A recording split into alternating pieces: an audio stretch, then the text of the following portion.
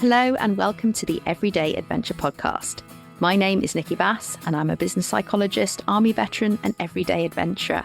I will be sharing my conversations with some truly incredible guests who are weaving adventure into their daily lives. And I really hope that these conversations inspire you to undertake your own everyday adventures too.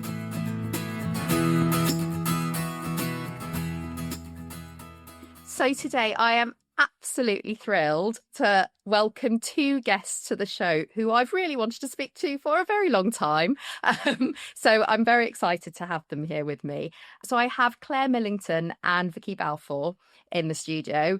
And Clare is an advocate for increasing opportunities for those with disabilities in the outdoors and the founder of the blog Outdoors is for Everyone.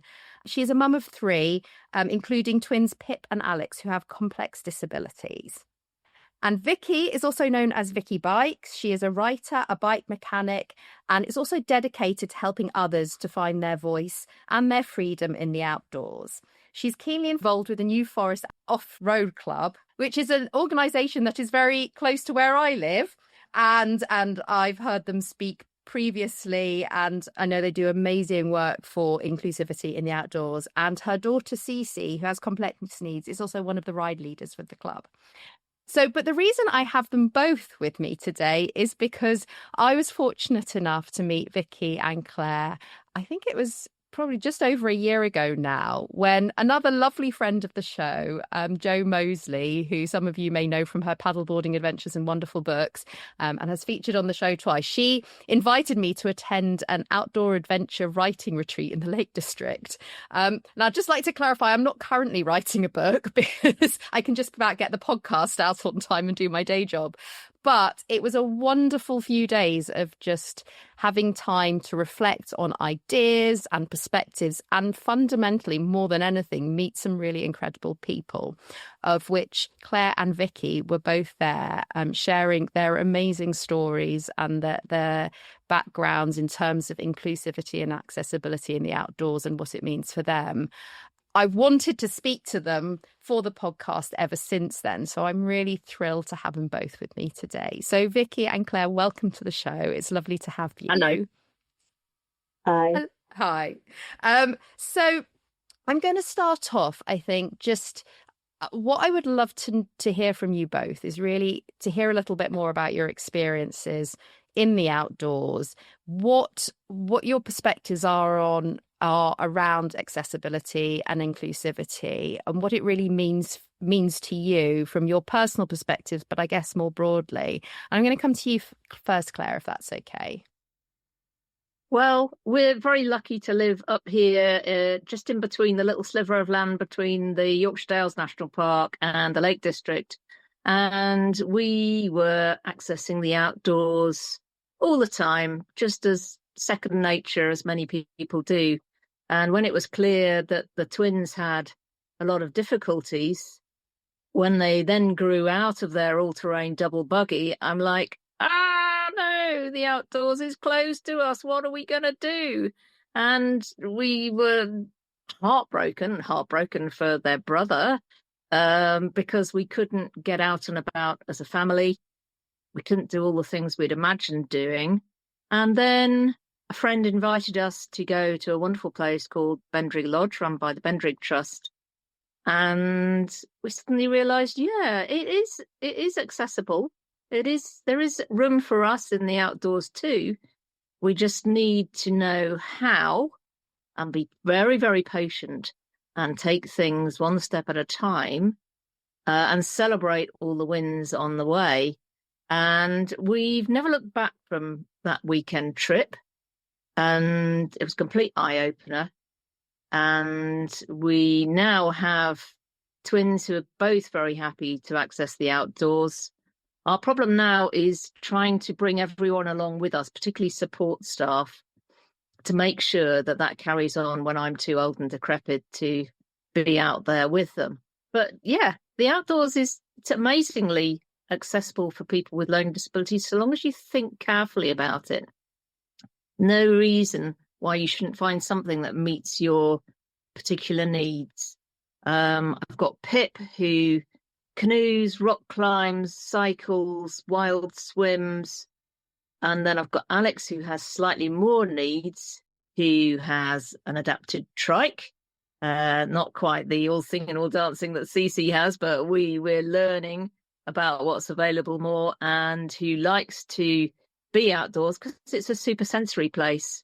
And they both enjoy all that sensory stuff of the wind and the rain and the different terrains, colours and views, like just as much as anyone else.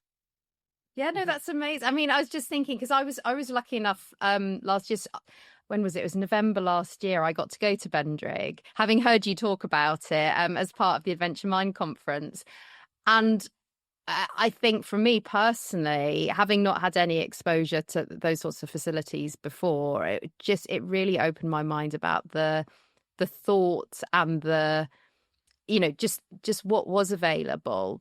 But I think, as you say, it's that if you're aware of it and if you have access to somewhere like that, it's amazing, but it's also bringing people along with you to it. And I was just wondering, Vicky, your experiences as well. We mentioned Cece's amazing trike, but I'd love you to tell a little bit more. Yeah, so I mean, we were very much like Claire in the early days in terms of sort of once the all-terrain buggy had gone, it was really hard. So we are essentially a family of sort of water sports enthusiasts, basically. Originally, my husband and I sailed a lot. He windsurfed. And our holidays were all water-based. But we realised, having sort of done our day skipper and things in order to be able to go and charter boats abroad, we realised that Cece was never going to tolerate a holiday on a boat. Certainly not without support workers. And at that point, we didn't have anyone who could come with us. And it is quite a big ask to go and put somebody in a small boat for a week with your family at close quarters. So we were quite stuck really until on an activity holiday, I discovered cycling again. And that sort of reignited my passion for it. And from that, having sort of really identified with myself and found that I could be outdoors again, other than just dog walking and things. I was then the rest of the family have come along, and Cece has really stepped into her own. As we've said, she's got a phenomenal ice trike, which has automatic gears, which mean that a bit like an automatic car, it changes gears depending on what's needed for going uphill and so on. But actually, when we first started, all we had was a pull-along trike that attached to my bike, and they're expensive. They're sort of a few £100s, but not crazy expensive. And that was all we needed just to get outdoors. And that was what really she loved. And then sort of following on from that, we were lucky enough to meet Claire through all the elements. And the world has now just bloomed, and Cece and Pip have become friends. And I mean, I was, funnily enough, Cece and I were doing something for all the elements the other day, and I said, and one of the questions was, where's your favorite place to be outdoors? And I expected Cece to say, the New Forest or whatever, and she just looked at me and went, the Lake District with Pip. And that was it.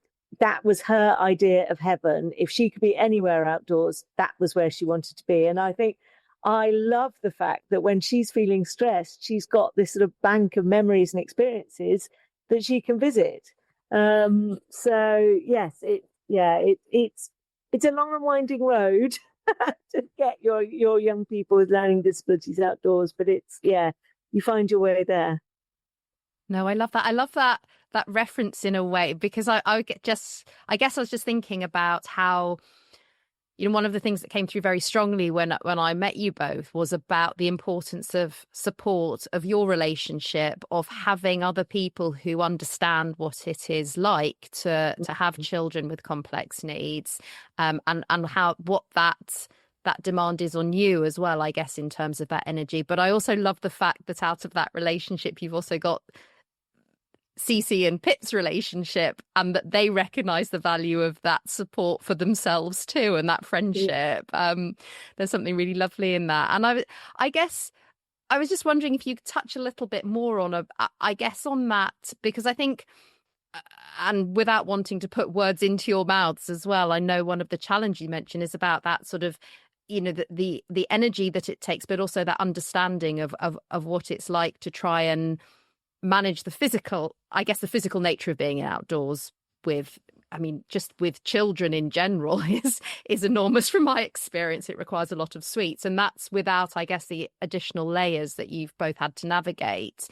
And I guess I was just wondering if you could expand a little bit more on the challenges, I guess, either you personally have faced that you've noticed that your girls have faced and come across, or what has really helped you in terms of finding the way through that, but also what would you like to see, I guess, develop further or change more?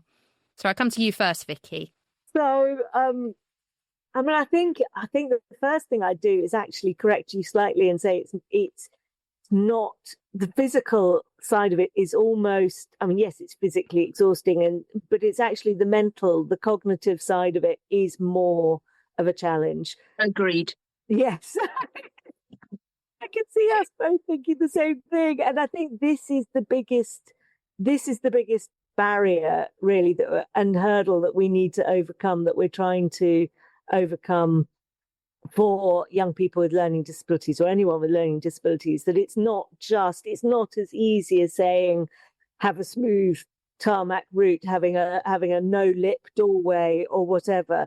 It's about things like making it easy to park, making it easy to know in advance that you're going to have a loop that is this amount of time, for example, if you're cycling, or that that everything needs to be as unsurprising as possible in terms of the logistics, so that you can then manage any surprises that happen along the way. So if you get to the far end of a cycling loop or a walk or whatever, and your young person suddenly finds that they're just overwhelmed and can't cope. And I am really careful about using the word meltdown, because I feel that's judgmental. And it's not a meltdown. It is simply them processing things. And we forget quite how exhausting things can be for them, and how much extra processing they're doing. It's a bit like, I assume, I don't know, but assuming you are doing everything in a foreign language that you're just trying to learn or whatever, there's so much extra processing, and so it takes time, and sometimes there's a lag, and sometimes there's an overwhelm, and you need to basically bias everything so that you've got a smoother run, and then you get to your activity, and then you can manage the activity. But that said, I think sort of one of the things that at the beginning that reminded me was when we first got to know each other, Claire and I, and Pip and Cece were together. And I remember that we'd just literally taken a tiny little walk in Bowness on the shore of Windermere. And there was a lovely sort of walk, which you could push a wheelchair along or a buggy. And then there was some natural rock formation steps going down to the beach. And Cece watched Pip, who I think Pip had recently started climbing. And I remember Claire saying that Pip's sort of core stability and her balance and things were really building, and Pip went and just climbed down these steps, and I was just thinking, crikey, that's amazing. And Cece decided to go, and it was that inspiration of Pip who was the one who got Cece to go down it. If we had tried to do it, Cece would potentially have either retreated into different behavior types or whatever, but because her friend had done it, she wanted to have a go, and that was brilliant. And that has just continued to happen, and that's where very much I feel, and we'll talk about it in a bit with some of the things that Claire's organised and we've both experienced recently, but it's that it should be their friendship and our friendship, Claire and I, Pip and Cece. It shouldn't necessarily be, they're 19 and 25, they don't necessarily want their mums around. It's and that's what we're working towards, is getting them to feel that they've got ownership and some agency, or as much agency as possible. Thanks, Vicky. Claire, I just wondered if you wanted to come in at that point. I think I need the question repeated, please. They agree with everything Vicky said. Absolutely wholeheartedly. 100%. I mean, it's good that we've got agreement. Absolutely. I mean, I think that's one of the beauties of our friendship, Vicky, is that we don't need to explain all these things that are so hidden to people who haven't experienced it, about that need for downtime because they've had to process so much.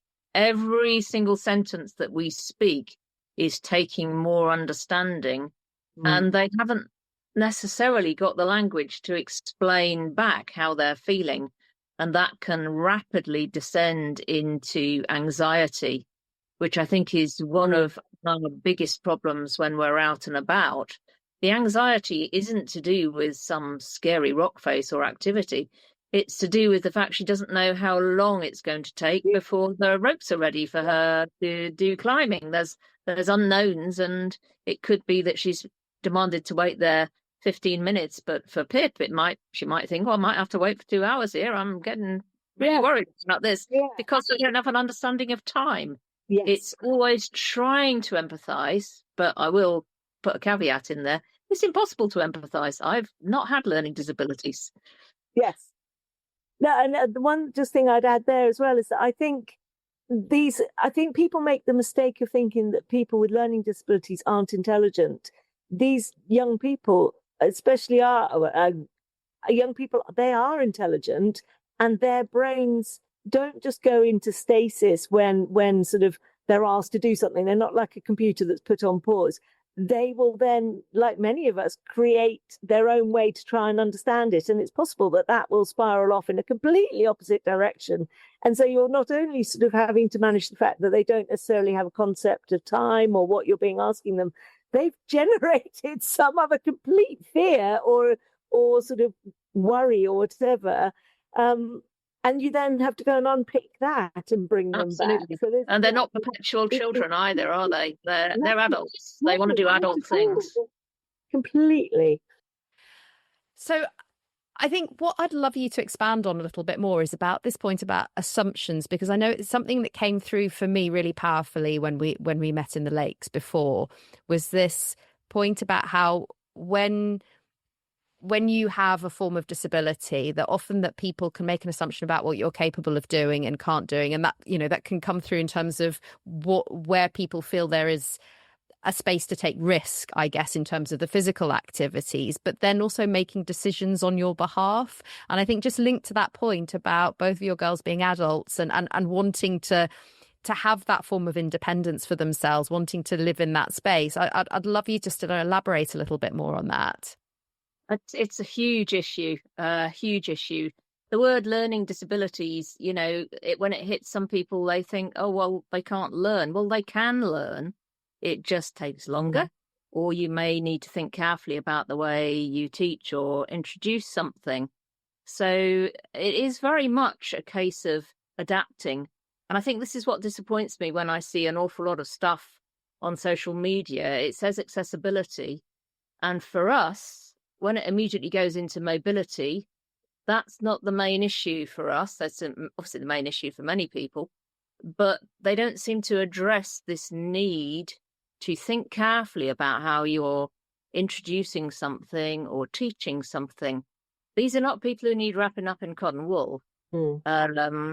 But because they're not often seen out and about, people assume they can't, or they don't want to be outside. So there's this sort of vicious circle of not being seen, not being represented in social media. Therefore, people don't adapt to their needs.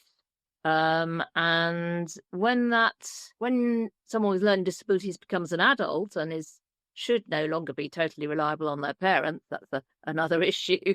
They are going to have support workers, and those support workers often don't see the need to make sure that the people they're working with get outside. They're not confident enough, or they will come in and say something like, "Oh, it's raining. You don't want to go on walks for all today, do you?" Now, it's asked in that intonation that our girls might have got used to saying, Oh, no, because they're people pleasers. Yeah. And then they don't go outside. What you need to do is go in and say, hey, it's walks for all today. You really enjoy that, don't you? We don't mind a bit of rain. Then if still chance to say, no, I don't want to go, but you're not putting that intonation immediately in their head that it isn't something you would do. So it's difficult. It's a very different view that I would like to engender, and have got some amazing support workers now, but it's not widespread. That confidence isn't there everywhere. And by its very nature, support work is a little bit risk averse. No one wants to be accused of taking their charges somewhere. Charges, that's not a nice word, is it? Their clients. We talked about that to Vicky, didn't we? The word. Yeah. The people they're supporting into danger. A really interesting point about attitudes is, where do you stop this? I was at a climbing session where there were some young people with learning disabilities who were doing very, very well. And the leader was then thinking about lead climbing. I don't know if you're familiar with the idea of lead climbing, but you're going to be climbing unprotected for a certain amount of the climb. Did those people understand what would happen if they fell, that they wouldn't be held by the rope? Did they have, for want of a horrible word, I know, mental capacity, but for want of looking at technicalities, did they have the capacity to know that they could seriously injure themselves if they fell? Now, climbing is inherently safe if you're being top roped and you fall, but if you're lead climbing, that's something different altogether. So, yes, assumptions are generally to play too far on the safe side, but there are times when I think we do have to be careful. I had a huge, long debate with myself when we embarked on going on an expedition across Scotland in a canoe, because I showed Pip a picture of Loch Ness, and of course all the pictures were on a sunny day, and they were frozen in beautiful time with the highlands. There was a canoe sailing along or paddling along quite nicely. Oh, Pip got very excited. And then I thought, you do realise that this A is going to go on for several days, so you'll be tired, and B, it might be raining, and if it's not raining, there might be midges. What are you saying yes to? Now, we've all got unknowns in an expedition. That's part of the joy of them. But you do want someone to make a slightly informed decision when they say yes to something. So, yes, it's a very, very interesting topic. And there needs to be a lot more addressing of it so people aren't scared of going outside. There's a lot can be done really safely. Yeah, I think you're absolutely right, Claire. And I think when we were our weekend with you recently, when we were out caving with the girls on the Monday, and the girls had it was their third day of activity, which for both of our two was quite over. They were beginning to get really tired, and we'd gone caving, which Cece had never done before, and it was absolutely fabulous, and the way it was managed, and Jenny, who was leading it, was brilliant. But Cece reached the point where she had done things that I never expected her to do. She'd followed Pip and Jenny through a crack. She'd gone and climbed under a tunnel through a gap, and there was one last bit of the cave that we could go to, and Cece just said, "No, do you know what? I've had enough." And I had to rein in my own desire to go and see this bit, and so say to myself, no, Cece has made a decision, and I respect that, and I want her, as Claire and I've often say, it's about teaching our girls that they can make decisions and that we will honour them and people will honour them. You can't expect them to just say yes or no to something if they've never practiced it. So you have to start small and help them build up. It is a skill. And I think on the assumption thing, something that will always stick with me from the weekend we've just had we met a fabulous young man called Kieran, who's who to all intents and purposes, from if you look at him from the outside, he's tall, he's very silent, he's very gentle, he doesn't necessarily move very much, and you or people could make an assumption that he's not engaged in the world, that he's not got any abilities, that people could make all sorts of horrendous sort of assumptions. And yet, because of the way he'd been brought up by his parents, he's the most phenomenal climber.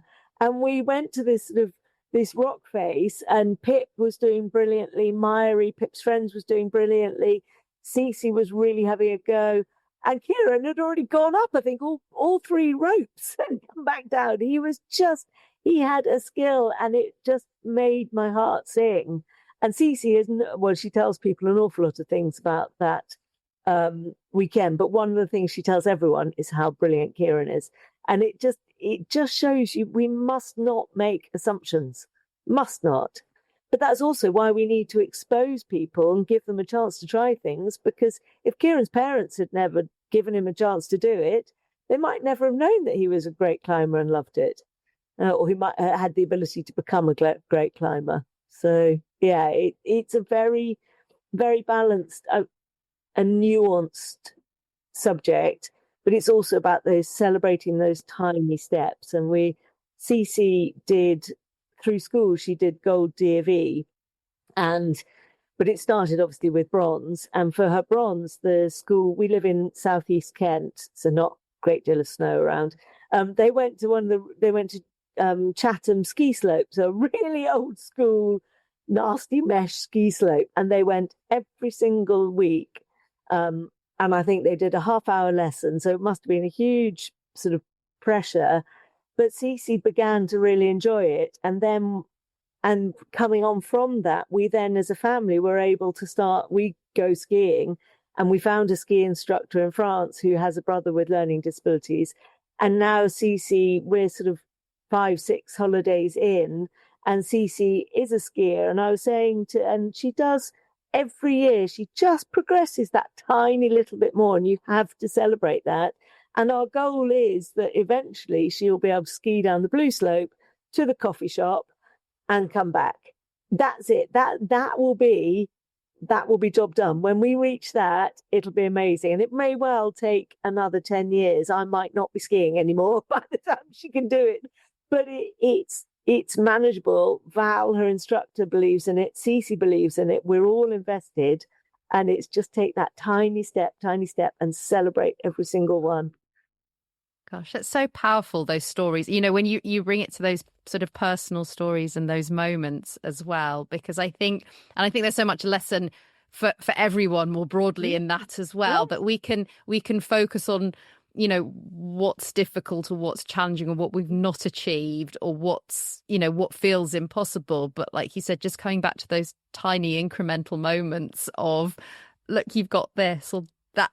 Yeah. Or having people that you see ahead of you going, that's so inspiring. That person is able to do something that, you know, that I didn't believe I could do, and how that motivates us too. I mean, it brings me, I guess, to my next question, because I'm really conscious that often the narrative around disability can be one of challenges, can be one of what difficulties do you face, what challenges are out there, and as you've illustrated so clearly, you know, there are so many that you're managing minute by minute, and probably, I would imagine, sometimes not conscious of all that you're managing. To sort of, I guess, take your comment there, Vicky, and expand on it. I ask all my guests to send through photos that they're happy for me to share on social media if there's anything that they enjoy. And Claire sent me through a few the other day. As they were coming, it was the most wonderful thing. So I was sat doing some work, some very boring work on my laptop, and these photos were coming through. Clearly, I shouldn't have been looking at my phone, but I was. And these beautiful photos were pinging through. And the overriding emotion that I experienced looking at them was one of joy. I was like, this, you know, these just, oh my goodness, they were coming out of these pictures of your girls just absolutely in an environment where they had huge smiles on their face. You could see what was coming through in those pictures. And I'm so excited to share them with everybody listening to this podcast as well. But I'm just wondering for you both, maybe I'll come to you first, Claire, on this. I mean, what are those magical moments that really, if you had 1 minute to tell somebody what the outdoors means to you and what it means to your girls as well, what are those moments that you sort of come back to that are at the front of your mind? I think it's huge for Pip's relationship with other people. If you've got a communication disability, you can't always communicate with words. So doing something really powerful with other people brings you close to them. It is, in a way, a language of its own, just doing stuff together in the beautiful outdoors. And it's a way to make friendships, to strengthen family bonds. So Pip would find it really hard to, share information with her cousins and her brother, but she can climb with them and they can celebrate together when they've finished. And that's exactly what I wasn't actually going to say that. I was going to say some really different things, but it just popped into my head. It is a language, loving the outdoors. But also it's magical when Pip does say things. She struggles to say things, but when she's really moved and the environment is right and not too busy, she comes out with some sentences and you think, well, normally you probably can't say these things because there's too much going on, there's distractions, other people speaking at speed, but the outdoors gives you space. And there's a few times when she's really hit the nail on the head for me of how far she's come. So we were just walking up Whitbarrow Scar and it was a rocky bit. So I turned round to offer her my hand. No, do it on my own. And I'm like, yes. How wonderful is that? Yeah. And then we'd had a bit of a rocky time visiting an aquarium, and there'd been a school group there, and school groups make a horrendous noise, and that was too much for Pip. And she had a major anxiety attack.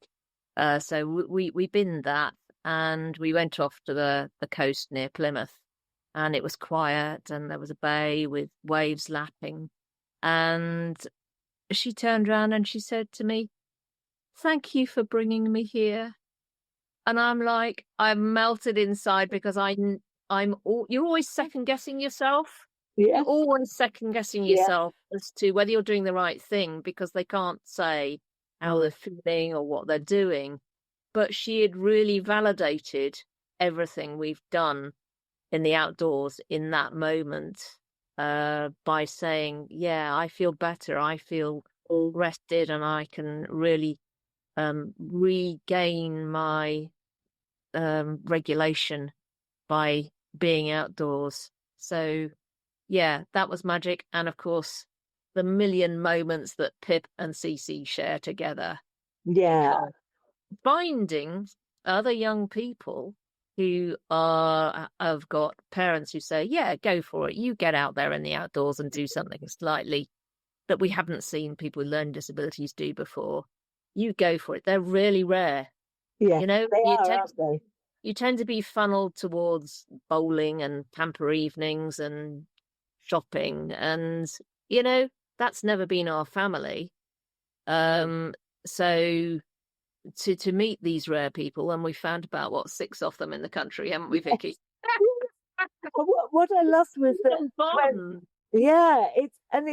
I think thinking about so I've got sort of do you remember when we went last year when we took all 3 girls cycling, and there was one point where Pip was actually helping Cece put her gloves on because Cece couldn't do it, and that sort of, so they didn't need to be anyone else, they just helped each other, and they will just sort of, and then when we went climbing this other weekend, and Cece was talking about it last night, and Cece said, "Oh yes, Pip belayed me," and so Pip was basically controlling the rope that Cece was holding Cece to stop Cece fall, because that's something that Pip's been learning to do, Cece was not only was she really proud of the fact that they as a pair were climbing together and Pip was supporting her and helping her, but she said, all I could hear was Pip. And I hadn't been aware, because I was obviously watching it, I hadn't been aware that Pip was encouraging her, but she obviously was. And Cece was just tuning in and listening, and it was Pip that she heard encouraging her. And that must have been just brilliant. It's sort of, yeah. So I think, and Cece, I mean, she doesn't necessarily have many learning disability to learning disability friendships. She has friendships, obviously, but not quite on the same wavelength as she's developing with Pip and Myri and Lily and these other young people that we're beginning to get together. And I think sort of my other sort of magical moment would be, I mean, amongst, oh yeah, we could go on forever, but would be, apart from the family skiing, would be watching Cece as a ride leader for the New Forest Off-Road Club. So when they asked Cece to be a ride leader, I was like, you sure? Why do you want her to be a ride leader? And, largely because I was worried it was tokenistic, which I should have known better than to worry that, because they would never do anything tokenistic. But no, and they said, well, it's because she's a natural leader and she pulls people together, she checks on people, she engages, she makes people feel relaxed. And sure enough, I mean, I think last year she led 3 or 4 rides, and people come to them not because it's sort of a learning disabilities or led ride or anything like that, but because they want that confidence and that support and that encouragement that Cece brings. And how fabulous is that she is an individual who's got a role as a leader, and it's a really valid role. So yeah, I'd love to back that up, as in the outdoors community is welcoming and are huge cheerleaders for our young people. I've got to mention the paraclimbing community. Pip used to go to the BMC paraclimbing when there was a learning disability category. There isn't anymore for a variety of reasons. But they were incredibly welcoming. And the self-esteem she got from that, and the number of role models she saw, they didn't have the same disabilities. There are a whole range of disabilities. But it's that welcome, it's that acceptance that is such a huge thing. And I think sharing a passion for the outdoors or any other kind of hobby, it's hugely important. Yeah. And I think what's also really important going forward as a society is that we stop silos. And so it shouldn't be that people with learning disabilities are kept segregated. And part of the reason it's ended up in silos is because people don't know how to interact. They don't know what to expect. They haven't got the understanding. And so if we can just, through shared hobbies, sort of increase that experience and that awareness and that understanding, it means that when people come into contact with other people with learning disabilities, potentially in the supermarket or wherever, it's going to be a far more welcoming and easy interaction. It's not something that's going to engender fear. So I think it's so vital for society as a whole. It's so important.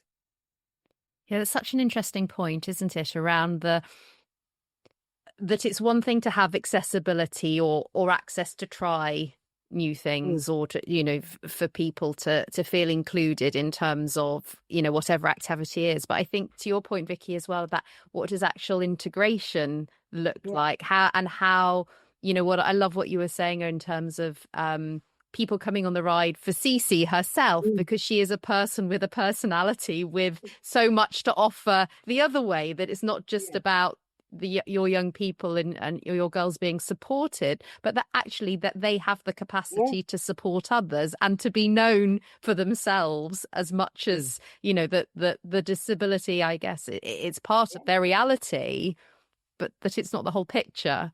And how easy that gets lost, I suppose, if people, and I include myself in that if you don't have day-to-day contact, if that's not part of your lived experience, that's so important as a reminder.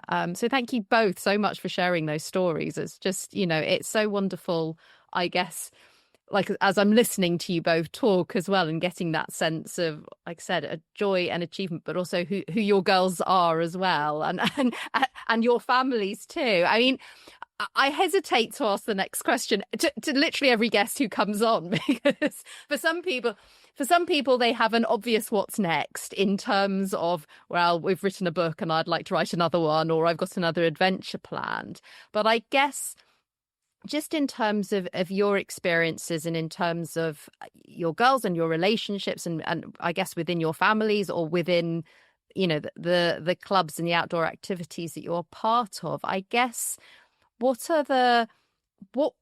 would you like to see either happening next, or what are your aspirations to be part of? Where, I guess, how do you encapsulate or identify that question for yourselves is probably what I'm asking. And Claire, I'm going to come to you first, if that's all right. Well, having found these rare beasts, the parents and young people who are trying to forge a way forwards outdoors, is to continue building that community and raise the awareness that we're here and we need more opportunities, and we want to carry anyone else who wants to do anything in our wake. We may not have the capacity to run a major charity or anything like that, because we're already up to our eyes, but we're going to shout out, yes, this is possible. This is how you do it. These are the benefits. And yeah, it's really wonderful to have found a kindred spirit. I'm very aware that Pip is a twin to Alex, who has more disabilities, including type 1 diabetes, which is very, very hard to manage. Now, she's less forthcoming in saying she wants to do outdoor stuff, but it needs watching and it needs investigating. And she always needs that opportunity. So she loves to come along for some bits. She came canoeing with CC and had a lovely time, but I don't want her to be left behind. And I classify with that all their other friends who don't get the opportunities to get outside. I want them to be shouted out to regularly to say, have you changed your mind? Do you fancy having a go at this now? Because we all have that opportunity, if we haven't got disabilities, to have a go at something, maybe when we're on a holiday or whatever. It needs to be there, as I say, for everyone. Outdoors is for everyone, and I need to sing that. So Alex needs to follow in our wake if she wants to. And Pip, the sky is the limit. She's lucky where she lives. She's got all those Wainwrights to climb. She's got all the Yorkshire Dales to explore, and everywhere beyond.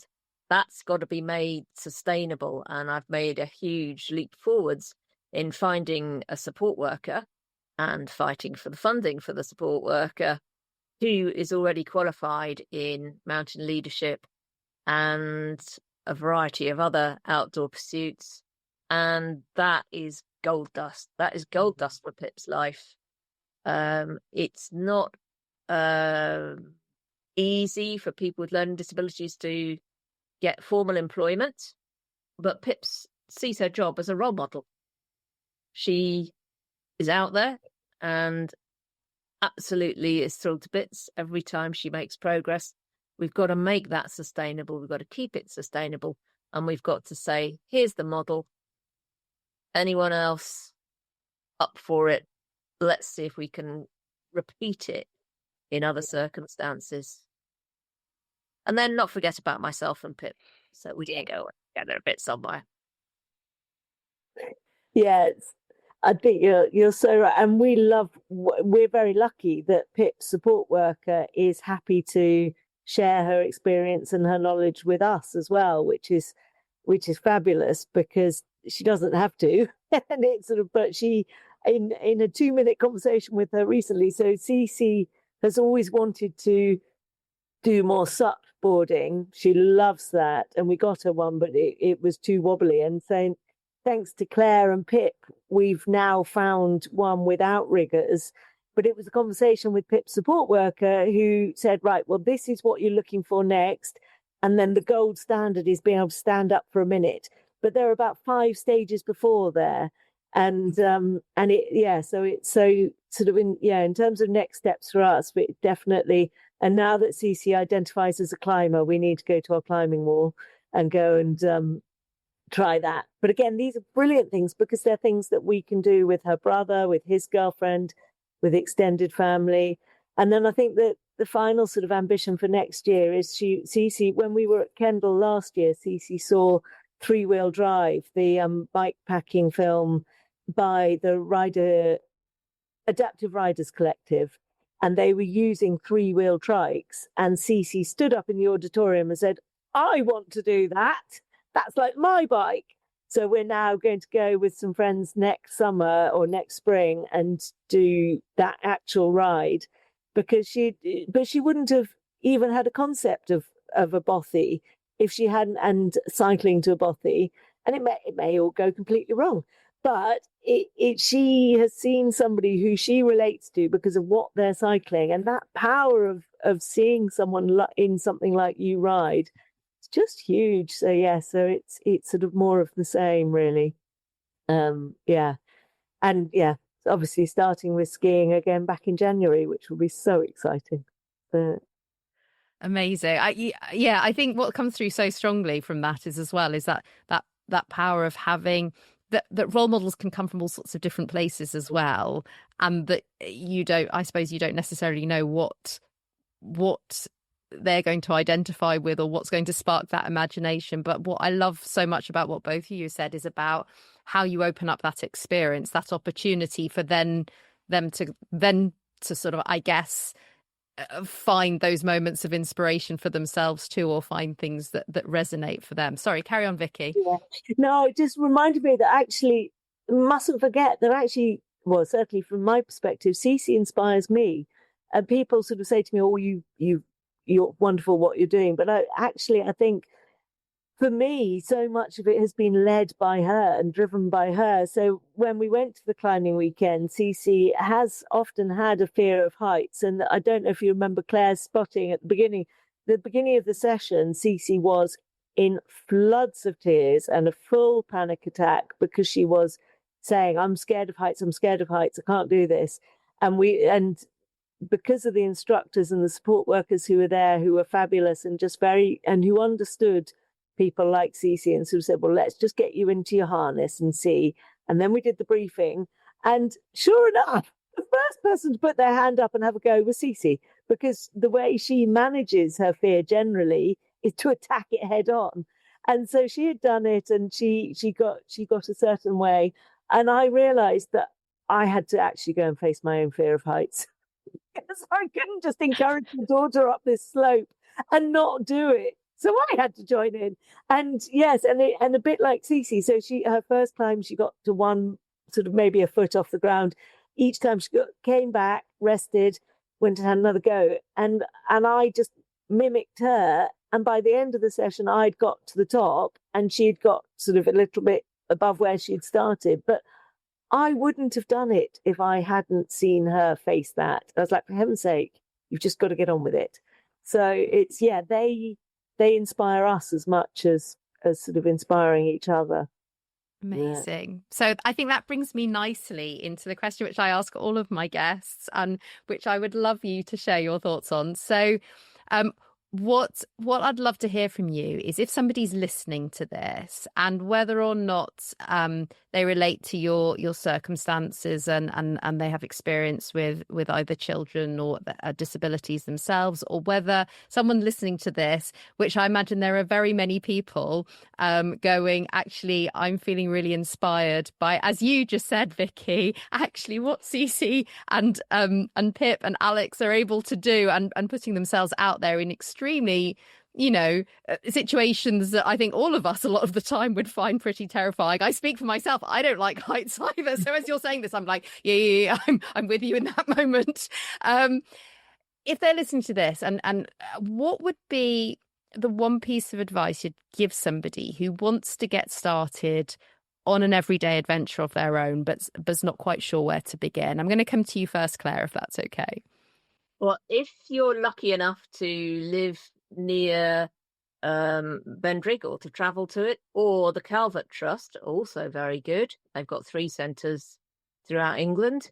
Then book yourself onto a multi-activity holiday there and have a go at a variety of activities, and don't feel that just because you can't do it, your young person can't do it now, that they won't be able to do something.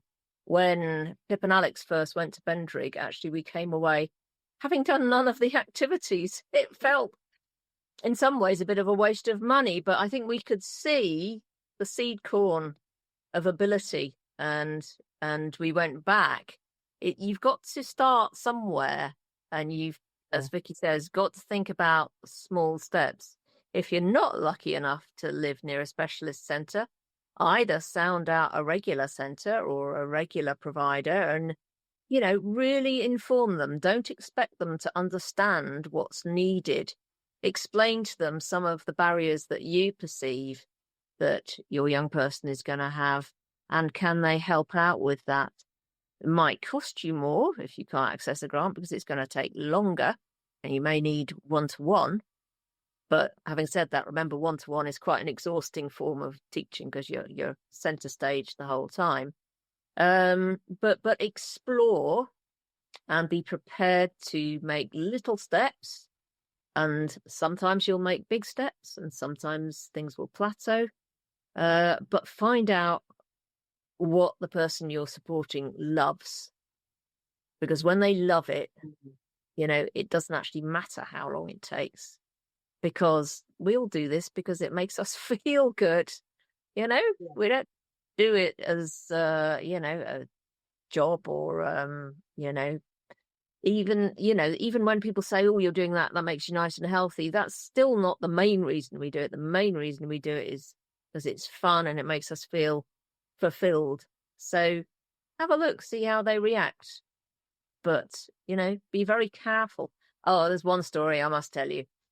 A new support worker went along with Pip to a climbing wall where she was being supported by an instructor. And she was saying, oh, I don't know how you can do that. I'm really scared of heights. I'm really scared of heights. And Pip climbed up several climbs. And then from the top of the one, I came in to watch what she was doing. She yelled, I'm really scared of heights from the top of the wall. Because she just learnt it as a script. She thought, this is getting a good ruse, this sentence. I'm shouting this out and, people are having a great time and laughing. And she wasn't really engaging with what it meant. But, investigate carefully what your young person is. Look at all the signs. Are they enjoying it? Are they looking for attention?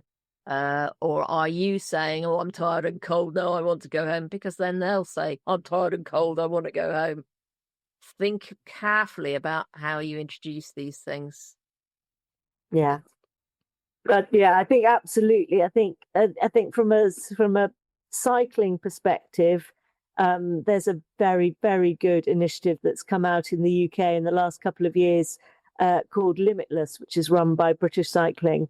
And that is specifically for disabilities and includes learning disabilities. And the Limitless clubs are brilliant. We've got a lovely one here in Kent, but they're all over the UK. So those are great for cycling. And they have a range of bikes that you can try and very, very engaged and qualified coaches. So they're a lovely community. And for skiing in the UK, we found DS UK, who are Disability Snow Sports UK, who again are brilliant. And I mean, we have to travel. Unfortunately, this is the thing. You do realise that a lot of the time you have to travel to get to things, but it's worth it, even if it's just to give the taster. But on a basic level, my sort of best advice is just to pack a thermos and a piece of cake and just go for a walk. Just go to the woods. Even if you only walk for 5 minutes before you have your picnic, it's just being out there. And if you walk a couple of steps more the next time, great. And it's sort of, just don't. And if you can find a friend who has a similar, who wants to give it a go as well, even better. I mean, Cece's friend Thomas has cerebral palsy and is in a wheelchair, and so we only tend to cycle with him in the summer. But she absolutely adores it when they go out together, and it's just, and Caroline and I, much like Claire and I, it's just being able to be doing an activity out of your home with people who understand where you're coming from. Priceless.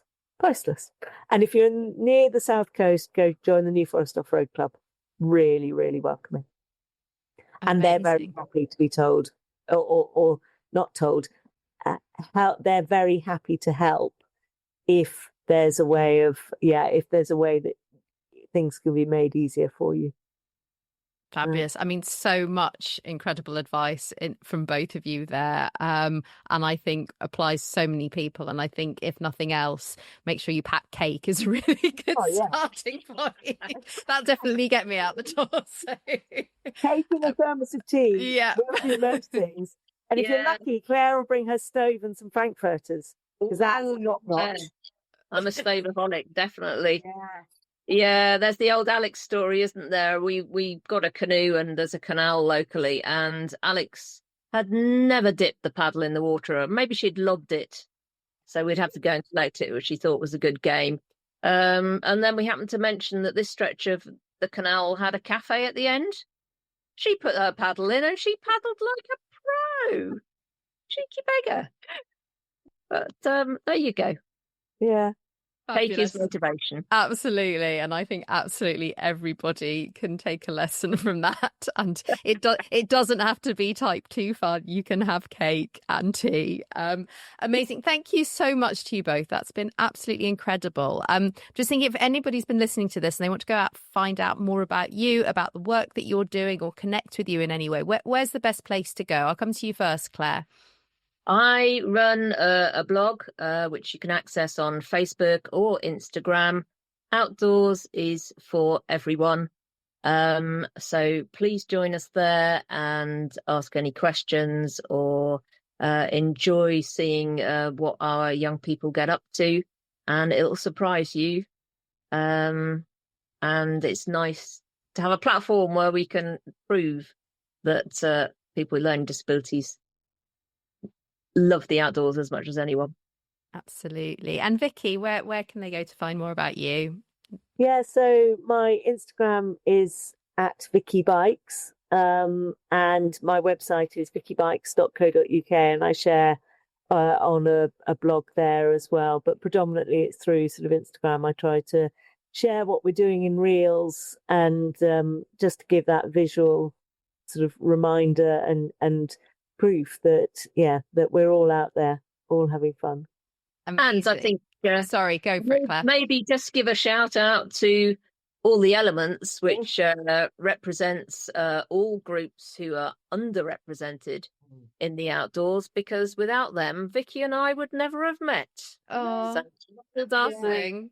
And yes, and Soraya was one of my guests previously as well. So it's a lovely link. So if you want to find out all more about all the elements, please do go check out that interview, and I'll direct people to there too. But yes, sorry, Vicky, I totally interrupted you there. No, I was just going to say, without all the elements, we wouldn't have those beautiful photos that Abby Merritt took of everyone climbing and canoeing the other weekend. So it's a really, very special place. Magic place, and fabulous. So I'll make sure all of those links are in the show notes so everyone can go and find them. I'll also put all the links to the different organisations that you've mentioned throughout the podcast, in case people want to go and access those too. I think the only other thing I can just say is thank you so much again for joining me. It's been such a pleasure to reconnect with you both and to have you on the podcast. I'm so glad we got to do this.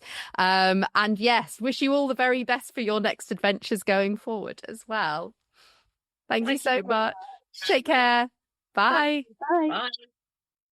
So first of all, an enormous thank you to Vicky and to Claire for coming on the show and for sharing their stories so powerfully and so honestly. It was such a privilege to be part of that conversation. And I was actually reduced to tears at one point. So it's just as well that I got to be quiet for a bit too. So yeah, I am very grateful to them both. And I learnt a huge amount as well, which I hope you did too. In a conversation like that, there are so many different themes and so many different points and moments that made me reflect.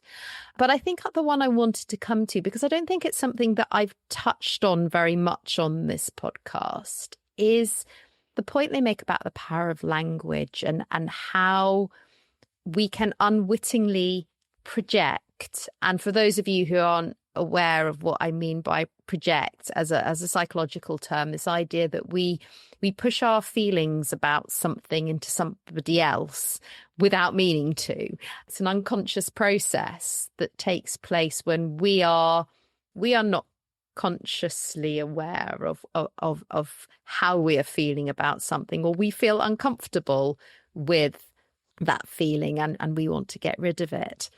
But this idea that we, due to our own perceptions of an event or a situation or the environment we're in, we can form an opinion or a judgment or attach value to something that then we push on to somebody else, or we can influence somebody else's decision through that.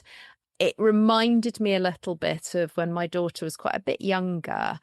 She called me out once because I think we were driving somewhere, or I don't know, we were planning to go for a walk and it was pouring with rain. I went, oh my God, the weather is absolutely rubbish. This is awful. And she, at that age, which I think she was about 5, she used to absolutely love the rain. She was like, Mummy, I don't know what you're talking about. It's lovely weather. I love the rain. This is amazing. What are you talking about? I'm going to go right in it right now. And she would just run outside in a full-on thunderstorm, in a full-on rainstorm, and dance around in it and put me in my place.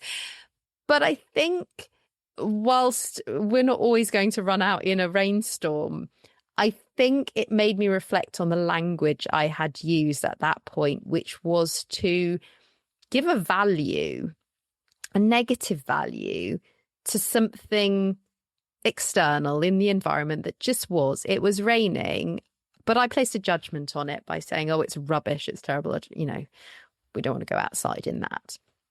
Good on her for calling me out, first of all. But I think often we're not in a position, particularly if we're new to something or we're learning an environment, or we have people who depend on us, whether they are children, whether they are adults who are new to an experience, we have a lot of power to shape that experience for them. And being conscious of how we approach that can make a huge difference. And I think it doesn't just apply in an outdoors context. I think it can apply in other areas of our life too. It can apply in a work context. It can apply in our home lives. There are so many ways in which we can influence, we can shape what then feels possible to another person by the way in which we couch it in language. And so I suppose reflecting back on that, it was a reminder for me, I think, just to pause sometimes when I am doing that, to recognize the power that our language can hold. And that whilst we don't always need to be overtly, bubblingly happy about every situation that we find ourselves in, we can take a pause to think about what is the impact of me sharing this thought or this reaction right now in this moment. What is the impact that I would like to have? And actually, does this serve this? So if you've ever found yourself caught in a sort of a similar situation where you do have the power to actually change that experience for somebody and enable them to access something, it might just be something to think about, to reflect on. I would love to know your thoughts on this, as always. So please do reach out, get in touch, let me know. You can find me in a number of different places. Our new home, as of the start of season 8, for those of you who aren't aware, is Substack. So you can find this podcast there and you can interact directly with me by commenting on the podcast or commenting in the everyday podcast chat. You can find me on Instagram on Everyday Adventure Pod or Resilience at Work. You can find me on LinkedIn, Nikki Bass, or you can go to my website, resiliencework.co.uk. But please do reach out and get in touch and share your thoughts. As always, I'd love to hear from you and love to hear your experiences of this podcast and this subject too. In the meantime, we are now sort of halfway through season 8. It's been a bit of a slow season after we got off to quite a quick start, but I do have some more really lovely conversations to share with you and some incredible guests coming up. So please do stay tuned, subscribe where you prefer to get your podcasts, and I look forward to speaking to you again very soon. Take care. Bye.